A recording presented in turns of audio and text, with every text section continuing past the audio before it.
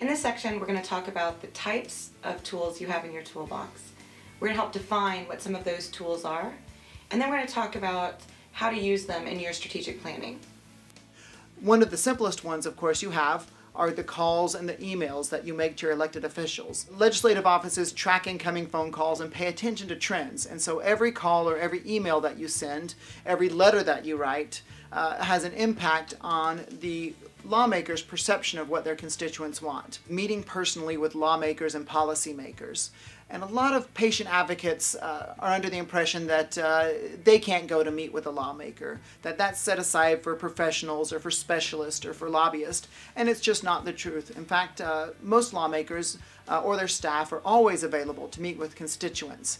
You just have to plan ahead for this. Schedule a time in advance, call the office to request an appointment, and in most cases you'll find that either the lawmaker or a staff member is available to meet with you to talk about your concerns. The advantage of the face-to-face meeting is that it turns up the volume when you're speaking to your lawmaker.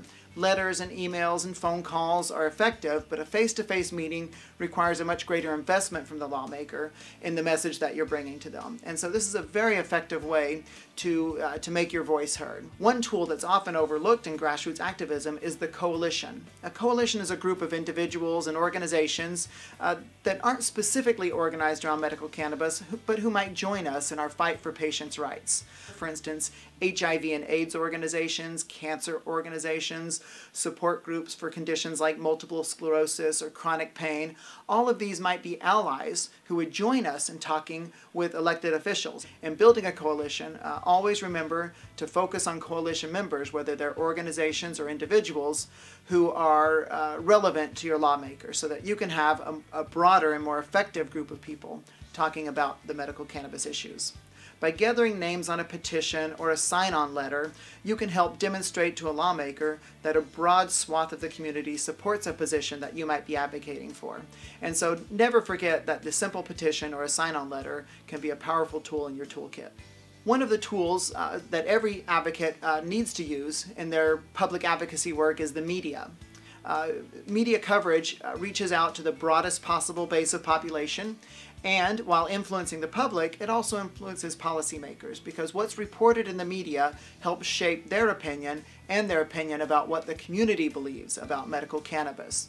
And there are many options for you to influence the media. Be a resource at public events and to speak to the media, to take an interview. And even though it may be intimidating at first, your voice may be an integral part of that story. And you can also take your voice to the media using letters to the editor or op-ed pieces in your local newspaper, both online and in print. These have a big impact on policymakers who often look at the op-ed page to determine what the sentiment of the community is around the issue of medical cannabis. If you're staging an event or there's a city council meeting, always remember that you can send a press release or host a press conference to help tell the patient's story.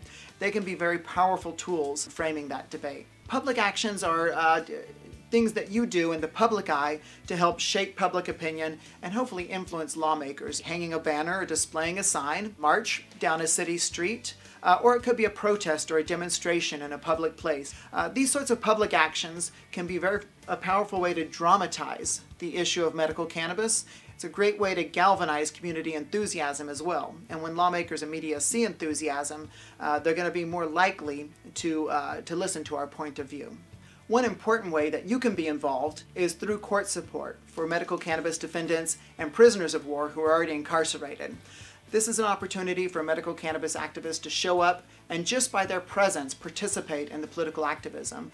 You'll be bearing witness to injustice in the courtroom. In some instances, medical cannabis activists may choose to use acts of civil disobedience in order to dramatize their point or to demand the attention of the public. Civil disobedience is an act of breaking a law in order to change it, blockading the doors at a federal courthouse, or preventing law enforcement from entering a medical marijuana dispensary. So it's important to remember that you always want to be a solution for your elected official.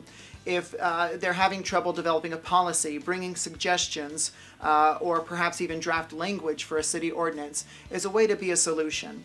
If they're having a problem understanding the needs of patients, being able to articulate those needs is part of being a solution. Offering to help and having a very clear ask. All of these help you be the solution to the problem that your lawmaker is facing. At the end of the day, there's something that we want these policymakers to do.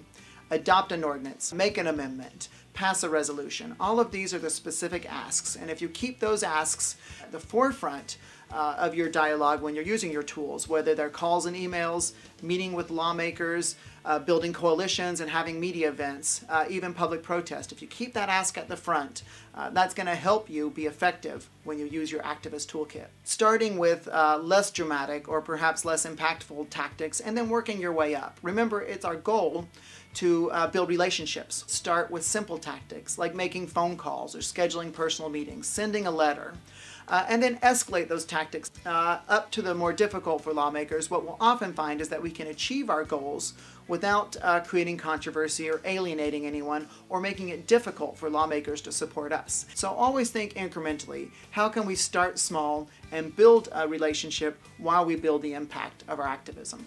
And finally, a final tool you can use are videos like this one that you can share with your friends and loved ones to help get them motivated and empowered to be good advocates for medical cannabis.